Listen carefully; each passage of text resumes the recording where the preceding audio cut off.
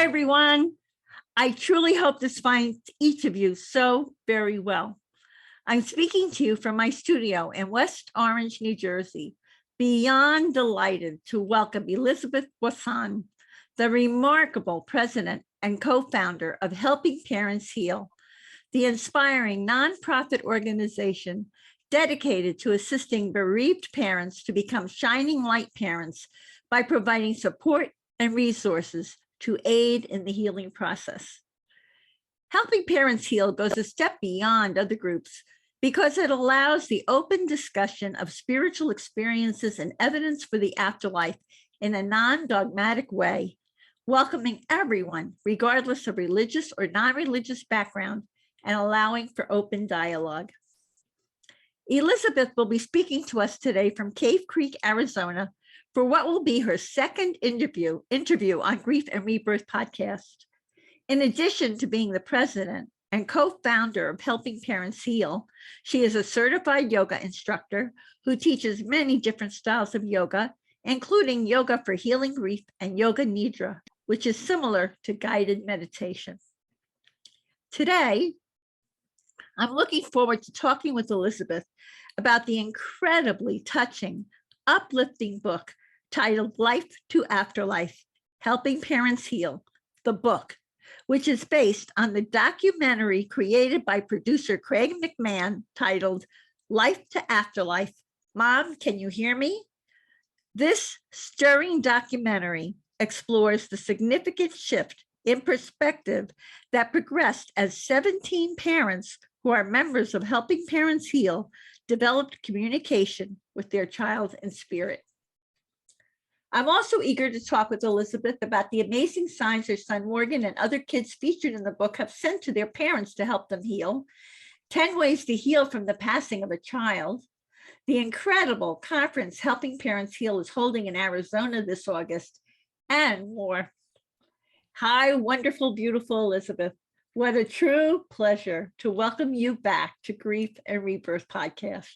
Truly. Oh, the pleasure is all mine, Irene. What a beautiful introduction. I truly appreciate it. And it's always so much fun to talk to you. So thank you for having me. Elizabeth, by the way, to everyone listening, and I have a perpetual rain check. If we ever can connect between New Jersey and Arizona, we're getting that glass of wine for sure. So let's begin our interview by once again introducing our Grief and Rebirth audience to you and sharing why you founded Helping Parents Heal. Okay, yeah. Let me just ask the question. You have 4 beautiful children, 2 of whom are in spirit. Your daughter, Chelsea, passed when she was 2 days old. And when your 20-year-old son, Morgan, transitioned 18 years later, your life was profoundly transformed. Please tell us about Chelsea and Morgan, the shared death experience you had with your son, Morgan, at the base camp of Mount Everest in Tibet, and how that shared death experience transformed you to co-found Helping Parents Heal 3 years later.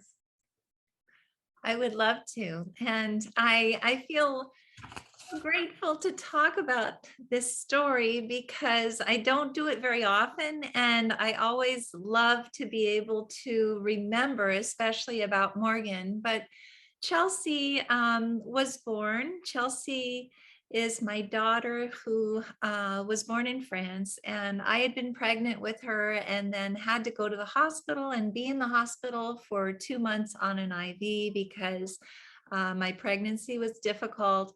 And when she was finally born, her lungs had been crushed because I lost my water a week before she was born, and the gynecologist wanted me, or the obstetrician, to keep from having her.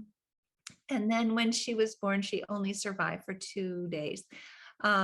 It was devastating to me, but at the time Morgan was 2 years old, and I was thrilled to get home to Morgan because being in the hospital was so difficult. He didn't understand where his mom was, why she was there, didn't see a baby. Obviously, I just had a big stomach. And so anyway, getting home to Morgan was what really saved me and allowed me to heal after the passing of Chelsea.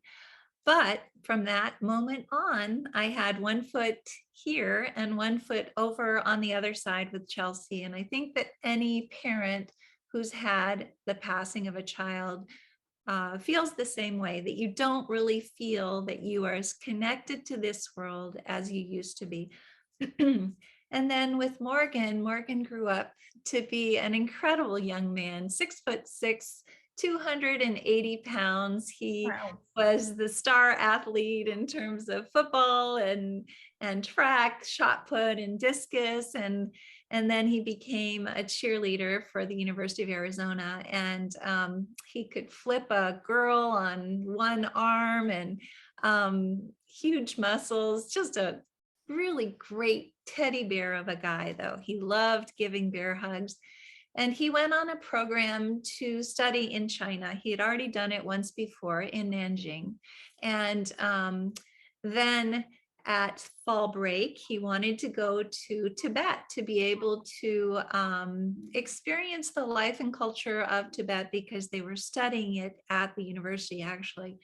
And he flew to Chengdu first, and then from Chengdu all the way up to Lhasa, which is 11,000 feet, with 13 other kids that were on the program with him. Usually you're supposed to only go up in altitude 2,000 feet a day to be able to stay safe and not catch altitude sickness. They went the next morning in a bus up the mountain to the base camp of Mount Everest, which is about 19,000 feet. And as they were making their way up the mountain, everybody was getting sick. They were having to get out of the bus to throw up. Oh More my. holding some of the girls' heads. They were actually, some of the kids were urinating in the bus, which is another sign of altitude sickness that nobody understood, because none of these kids, there were supposed to be two professors on the trip with them. And it ended up that they just went with a Chinese tour guide who was trying to get them up the mountain as quickly as possible before the sun went down. And so by the time that they got up to the top of the mountain, Morgan had a terrible migraine, and he ate a little, and then he went to bed, and he was getting up. They were staying in a yurt, which is a big tent that is open, and he would wander around and call people by the wrong name, which is also something that's a sign of altitude sickness, but nobody recognized it. And the next morning, when they were supposed to wake up and go back down the mountain, at 9 in the morning, he was foaming at the mouth, and he couldn't be, no one could wake him up. So one of the kids on the program has a mother who's a doctor, and he called her, and she told him, get him down the mountain as quickly as possible. Well, these 13 kids loaded Morgan onto the bus, very heavy Morgan, obviously, onto the bus, and started down the mountain. And it was at that time that the director called me and said, we have a problem with Morgan. We're getting him down the mountain as quickly as possible. I'm going to give you his roommate's cell phone number. So I was able to call Colin. And when I got Colin, I just feel like he was incredibly mature, because he said, Miss Boisson, it doesn't look good. By that time, Morgan had stopped breathing. They had gotten him off the bus, and he was undergoing a CPR. And so he said, he's not breathing. I'm not sure if we're going to be able to save him. And not only that, but none of the kids really knew CPR that were on this program. And so I told him immediately, it was just like a flash, please, Colin, put the phone up to his ear. And he did. And I told Morgan that we loved him, that we were proud of him, and not to be afraid. And immediately when I did that, I felt him hug me. It was obviously a world away. I was here in Cave Creek, Arizona. He was at the base camp of Mount Everest, but I felt that hug. And I want to say that the reason that I felt the hug, I found out later, is because of the fact that, first of all, it's called a shared death experience that I was experiencing with Morgan. Second of all, Chelsea went home first. So she was the first person to greet Morgan when he crossed over. And she grabbed his hand and led him to me and allowed him to hug me so quickly. So, Wow, makes that I have tears in my eyes. What a story. well, I it's think, wonderful. I mean, I just feel so grateful that this happened to me. And Irene, I thought that everybody who has a loved one transition was experiencing the same thing. I thought that this probably happened to everyone. Um, and I came to realize that not everybody does experience this right away, but it is something that our kids and our loved ones want us to experience at some point. So, and I'm sure you know that. oh, of course. And there might have been ways that you planned to one day do what you're doing. And that was certainly a marvelous in its way experience for you to open your eyes and to begin what the amazing work that you're doing. And we're going to get to that in the interview. So I want to explain to everyone that you are called a shining light mom to Morgan and Chelsea, and your mom to your daughters Alix and Christine, who are in their 20s. Tell us how the name Shining Light Parent came into being. I would love to. And I feel so grateful because for a while there, we all kind of felt like we had to call each other bereaved, which is really not a very nice word. As a matter of fact, bereaved is probably the saddest word in the English dictionary. And so um, we were talking, the three of us were talking, Irene Vuvalidis, who's our vice president, as well as Suzanne Giesman, who is a huge supporter of helping parents heal. And Suzanne said, and Irene and I were saying, it's just so hard being called bereaved. We don't like that word. Isn't there a better word? And so Suzanne Giesman meditated and she came back with Shining Light Parent, which just makes so much sense to us because it doesn't mean that you're shining a light immediately. But what it is saying is that the light of our kids and our loved ones shines through us and It's, allows us to be able to guide others towards healing as well. So I really like that term. I think it's wonderful. And it allows for some people are shining light siblings, some people are shining light who have, whatever it is, who have lost. I'm a Shining shining light widow. My Yes. husband shines through me all the time. Yes. That's, producer Craig McMahon, who is a Shining Light sibling, created and produced the documentary about helping parents heal titled Life to Afterlife. Mom, can you hear me? And he also wrote the introduction to Life to Afterlife, Helping Parents Heal, the book.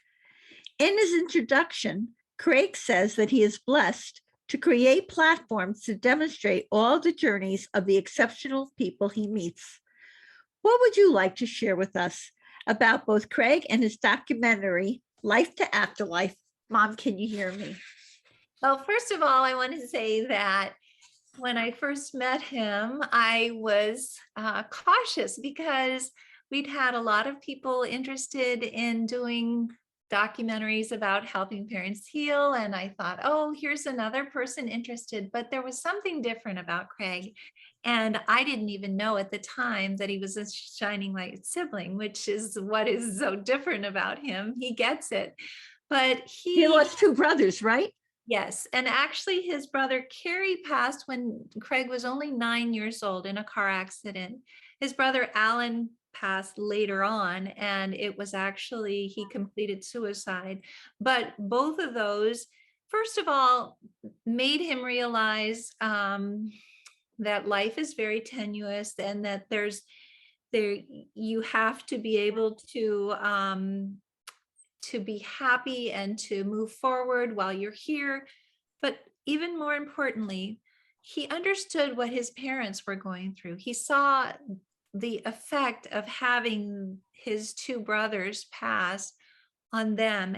And so I think that the reason that the first documentary that he created in the whole series, which is the Life to Afterlife spirituality series, the first one was Life to Afterlife, Mom, Can You Hear Me? based on 17 parents from Helping Parents Heal, because it's very near and dear to his heart. And so I feel very fortunate that he is the person that took this project on and who did such a beautiful job of it. And I want to say one more thing about Craig that I just think, Absolutely. Oh, please do. well, I think it's wonderful because all of us were so idealistic and we thought, okay, we're going to talk about all the signs that our kids send us, because there are so many signs that our kids send us. And the 17 parents who were in the documentary were a little bit further down the line. So they were getting some really big things. And he kind of toned it down for the first documentary because he said, we don't want people to be coming after you because you're crazy, or what you're saying is just too far out there. We'll do a 2.0 later on. We'll do one that, once people are used to seeing this, then we'll move on to a bigger version of this with more signs and more incredible things that are happening. And I kind of explain that in the book.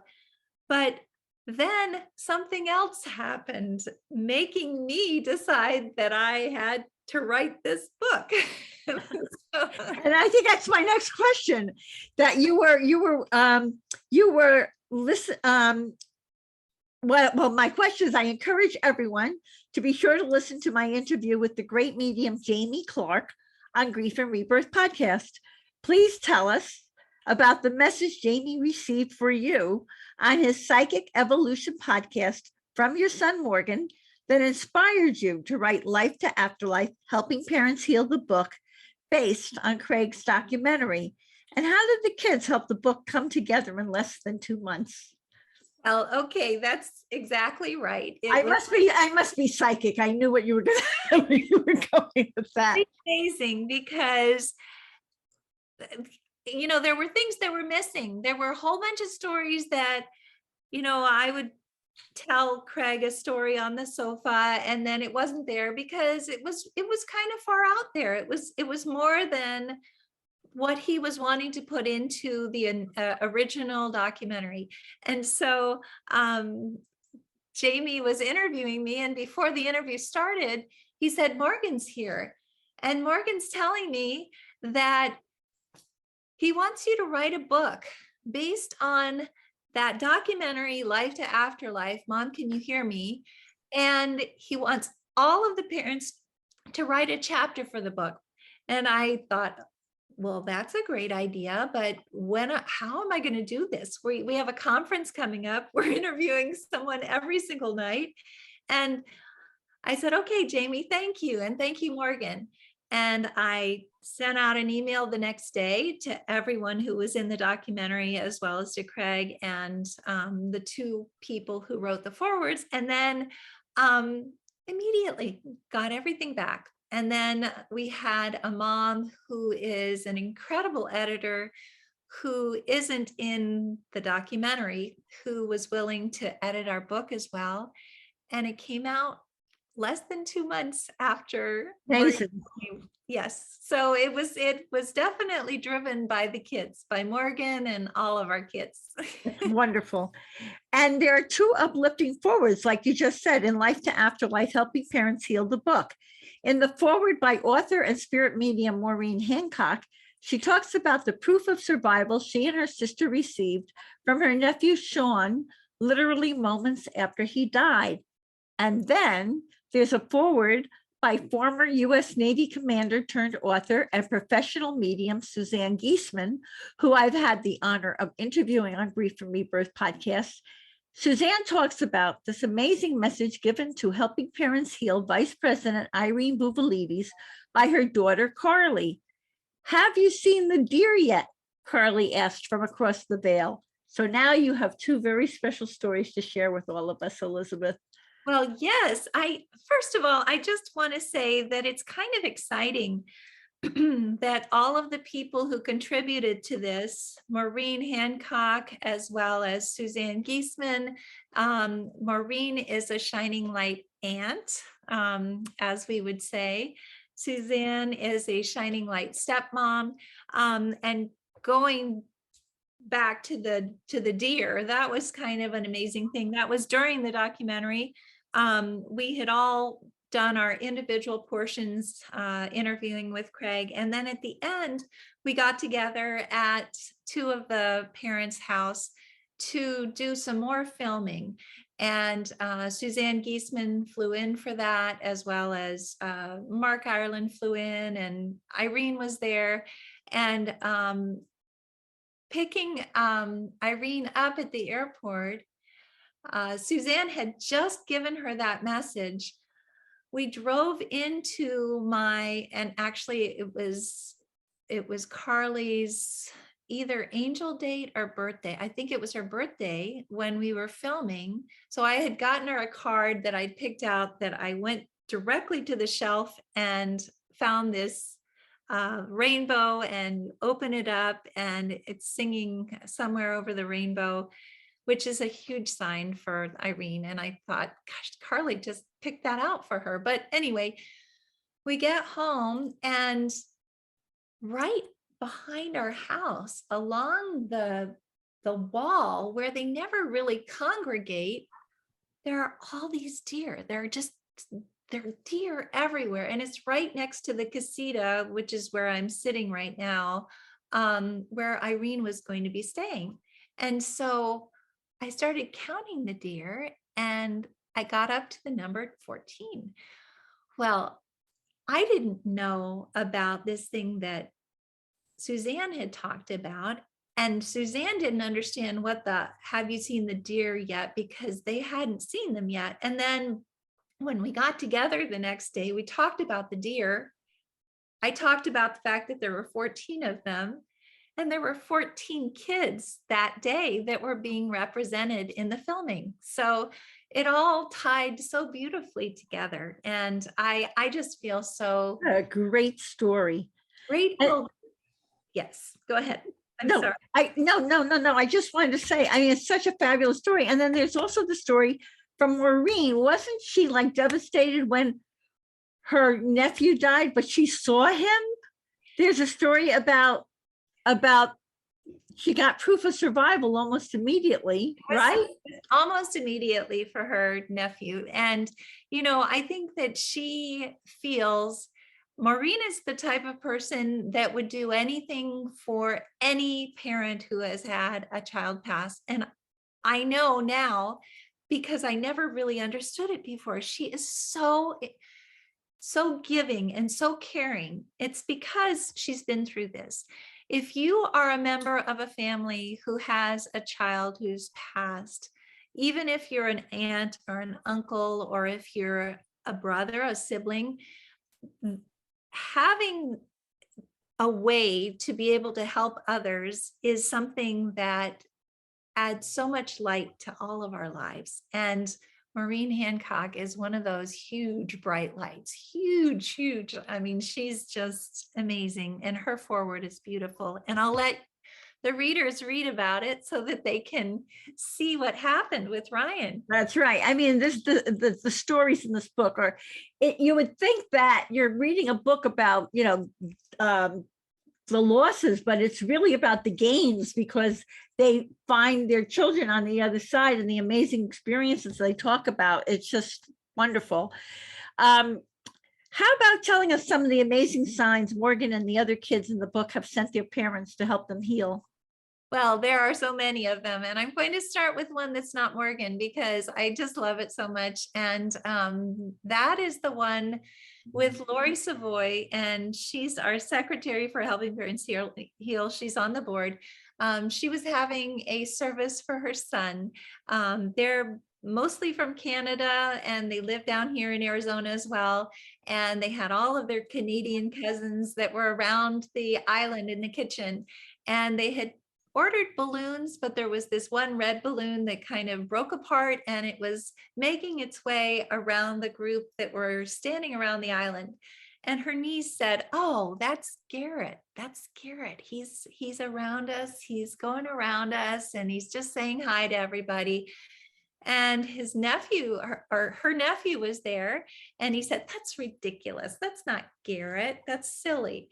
So this nephew goes over to a computer that's against a wall that's on the other side of this big living room area. And the balloon starts making its way across the living room, and it gets over to him, and it attaches itself to the back of his hair. And then as he turns one way, it pops over here. As he turns another way, it pops over here. And he's like shaking it off, and he's tapping on the computer. And then the balloon goes underneath his arm and pops up in his face. Oh, wow. And so he's like, okay, if this is Garrett, go down that hall to the fridge in the pantry and get me a beer, and I'll believe you. The balloon went down the hall, and everybody in the whole house is following this balloon at this point to the refrigerator, stuck on the refrigerator like it was, magnetic.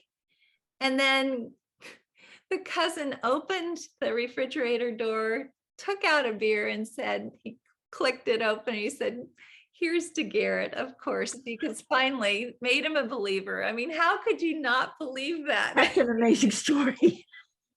It's beautiful. So that's one story that I absolutely love. I have a lot of stories of Morgan saving people's lives. One of them was a firefighter friend, and he had been at the University of Arizona as a cheerleader.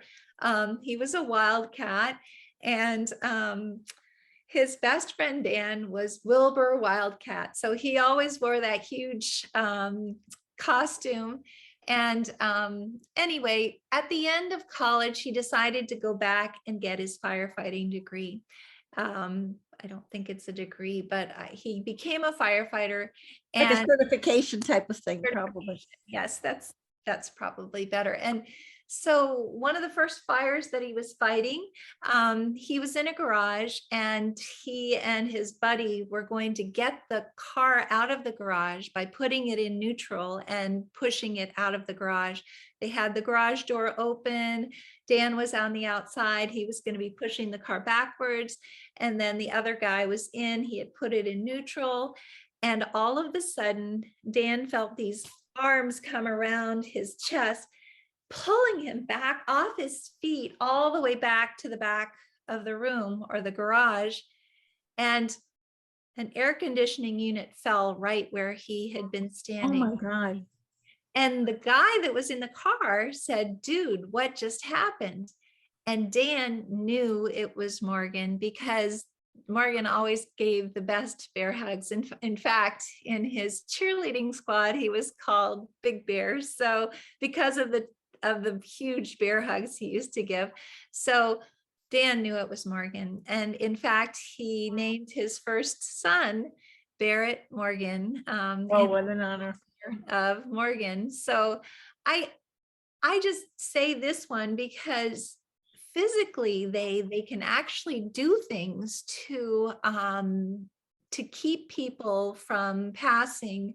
He did this with some cheerleading buddies. This isn't in the book, but a girl and a guy got hit by a car going 60 miles an hour. Their car looked like an accordion. This was the year after Morgan passed, and it was up on Facebook. Both of these kids got out of the car without a scratch, and they knew, they said they felt Morgan in the car with them, which is just amazing. So, and the book is filled with these kinds of things that have happened. Amazing stories. One is more amazing than the next. And Morgan also saved your daughter's life in Paris, right? Yes. Alix, tell us that one. Oh goodness, that's just such an amazing story. That is unbelievable. Well, it's believable if you resonate and you understand this world. For people who are, skeptics are like, what? But it's fabulous. How did he help his sister? She was supposed to go out to a New Year's Eve party with her cousin, and her cousin's French, and her cousin had her boyfriend with her, but Alix was going by herself. She had a little tiny cocktail dress on with no sleeves. was black, and then she had a coat, and she had a purse as well. And she checked them in when she got there. They were all the way over on the other side of Paris from where she normally lived, which was in Saint-Germain. And so she started feeling really sick because she had already had migraine medicine before she left. And then she started drinking, and she told Anne-Sophie that she was going home. And Anne-Sophie said, oh yeah, go on home. Didn't really get up off the couch and say, oh, maybe I should help you out or anything like that. It's okay though. But anyway, she hustled out of the place they were, the place that the party was, without getting her coat, without getting her purse either. She did have her phone with her. And she got out to the curb and she jumped into the first taxi that she saw. And after they drove for a little while, she realized at the next stop sign that she didn't recognize the person who was sitting in the passenger seat next to her. So she jumped out. She looked up at the name of the street that's written on the wall, did not recognize it at all. And snow started falling. Oh And my God. here she is in a little tiny cocktail dress, and it's probably 2 a.m. And so she kind of passed out then. The next thing that she knew, she was waking up in her bed at 9 a.m. Her roommates were shaking her awake saying, we got to get the train to go to Portugal today. You got to wake up. And she had made it back to her bed. The door had slammed open at 3 a.m, her roommate said, and they lived up on the 7th floor of this apartment building, meaning that whoever carried her up there carried her up 7 flights of stairs. My God. And Alix knew, she knew in her heart that this was Morgan that brought her You home. saved her life. What happened to her purse and her coat? Her cousin got all of that stuff for her. Thank heavens. I mean, that's not even important. Thank No, heavens. it's not. But I was just curious. Wow. Yeah. So anyway, that was an amazing story. And it's so interesting because she didn't tell me that until she was living in London a couple of years later, because she didn't think I'd believe it. She was, first of all, embarrassed that she felt so sick and had to go home after this New Year's Eve party. But second of all, she just thought it was so incredible that there was no way that I would believe that Morgan could have done that. But I believe 100% that he did that. Absolutely. So many other things too. Wow. That's amazing. That's just incredible. You list 10 ways to heal, or your group lists 10 ways to heal from the passing of a child towards the end of the book.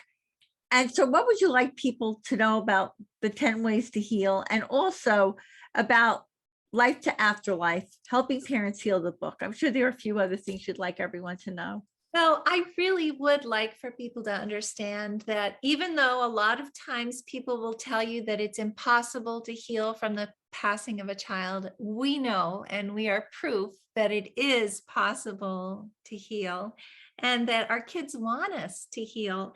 And so I have written these 10 different ways of healing after the passing of a child.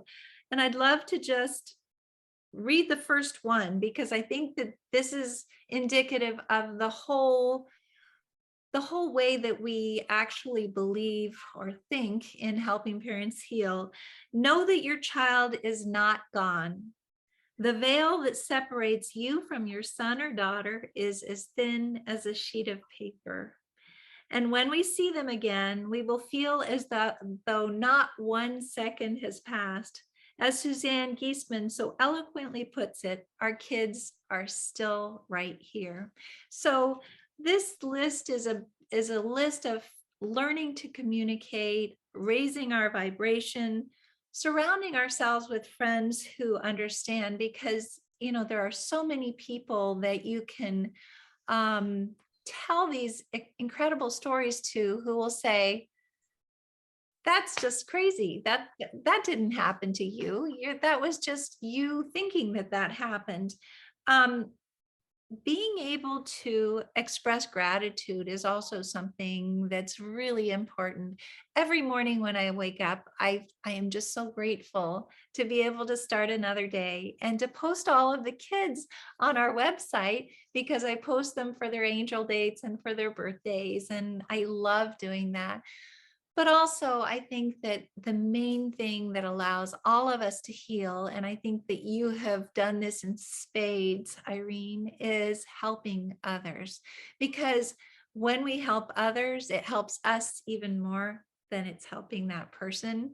And so when we reach a hand back and help others forward on this journey, it just, it's like, it gives us this energy boost to It's absolutely true. It's absolutely true.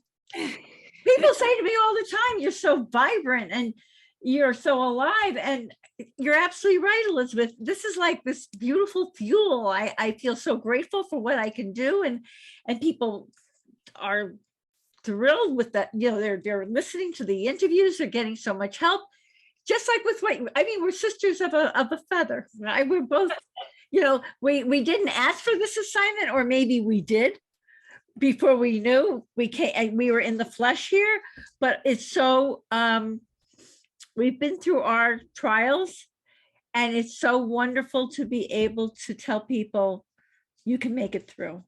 Yeah, it is. You can make it through.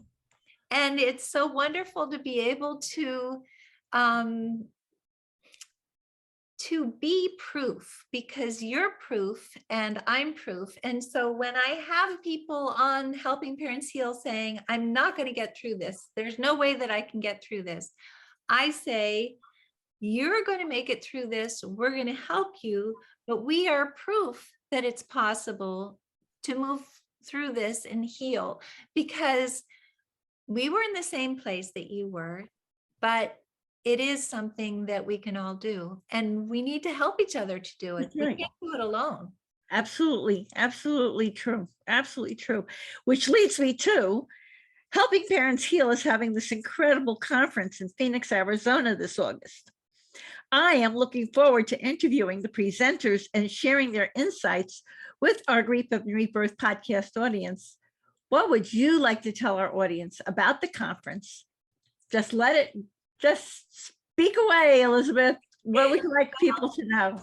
First of all, I would love to say that Irene Vuvolidis is the originator of the conference, and she is our conference director, but I work every day with her to make this a success. I am so thrilled that you're going to be there, and we have 814 people who are signed up right now. The last conference that we had in Phoenix included 500 people, so it'll be bigger, but it's a much bigger space. It's a beautiful space as well. And we have some incredible presenters who are going to be there, incredible healers who are going to be there. And I'm excited that you're going to be interviewing all of those people. But all of that information is on our website at helpingparentsheal.org. Under resources, there's a conference tab, and it has all of our presenters with their bios, with their pictures as well. So if anyone would be interested in joining us, we don't have a lot of space left, but we would love to have you. So, and we also have scholarship opportunities available. So if you're interested, please let Irene or me know. And that's Irene V, as opposed to me, Irene W, but I will be interviewing a lot of the presenters there. And this is what's really important to me, that people know, not only that they get the book, but they know about the conference, because unfortunately, we will all meet people. There's a good likelihood we'll meet other people going through these kinds of things. And it's just so great to know that there is a resource like Helping Parents Heal that can help people. Just to know this, I've told a few people who have had new people who lost children or have had experiences. I've I've guided quite a few people to your site and all, and it's such a wonder, and vice versa. People are constantly guiding people to grief and rebirth. It's all a community that wants to help. I agree. And it sure is nice to have this during COVID, as I say, having these resources, having your podcast that now has over 100,000 views. Congratulations on Thank that. you, thank you, thank you, thank you. I'm just so humbled and grateful all the time. You know, just like you, I went through something, and something beautiful is coming from it. It's amazing. It's just, I wake up every day just like you, Elizabeth. Thank you, thank you, thank you. What would you like to tell parents about the possibility of healing on the passing of a child? How do their children help them to heal? Oh, that's a wonderful question. I think that it's important for all of the parents to understand that our kids, first of all are happy, healthy, and home. So we are still in school, we're still learning things, but our kids work together to connect with us in the same way that we work to connect with them. And obviously their vibration is just a little bit different. They have a different vibration. We have to raise our vibration to be able to communicate with them. But you don't have to be a medium to connect with our children. I get hugs all the time from Morgan and from Chelsea. I get goosebumps all the time when I know that they are wanting me to get information that I have understood is from them. I get these goosebumps and I realize, yes, that's them. Doesn't have to be from Chelsea and Morgan. It can be from all different kids, because there are 20,000 parents in our group now. So Which is amazing, and that bears repeating. Helping Parents Heal now has 20,000 parents. so Members. It's incredible. at least that many kids, and probably more. Yeah. Since I have two myself. So yes, I think that the kids work together, learning together. Not only that, they're all really great friends, but they all learn together to communicate with us. It's wonderful. And you mentioned the website. I'm going to have you tell people that again. And where will the money earned by this book go to help parents and families to heal? Oh, that's such a good question. We are using this book. This book is something that we feel is actually done by all of us at Helping Parents Heal. So it's the 17 parents who were in the documentary. It's also, there are 3 chapters written by 3 board members who were kind of far away at the time, so it wasn't possible for them to fly to Phoenix to be interviewed.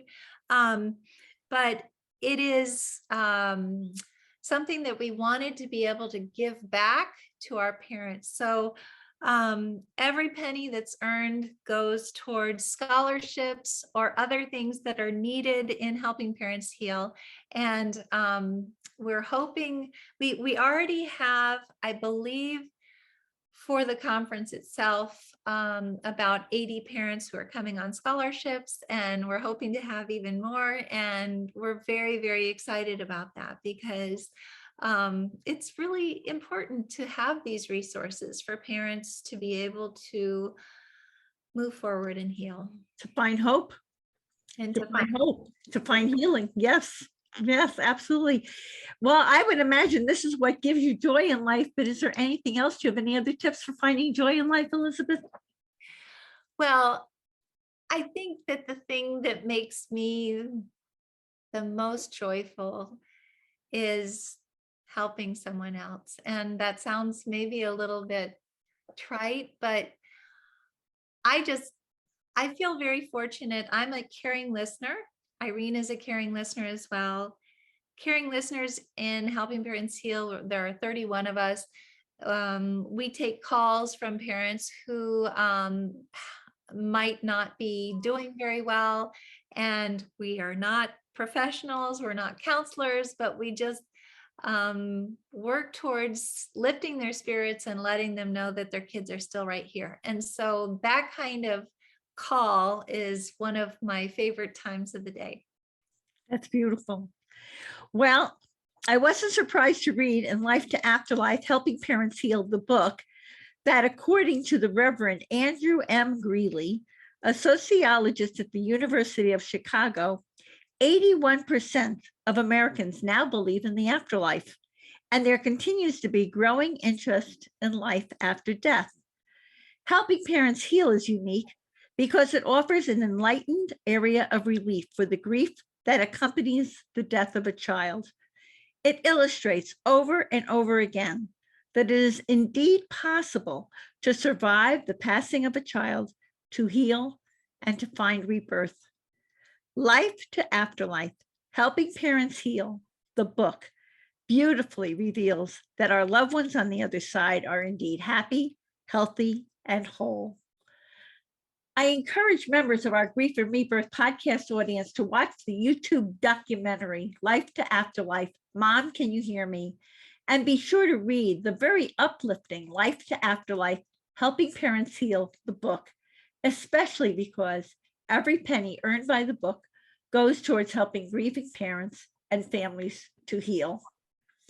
And Elizabeth, knowing that your greatest joy comes from reaching a hand back to help others move forward, I can truly say that I have experienced great joy getting to know you and the incredible people associated with Helping Parents Heal.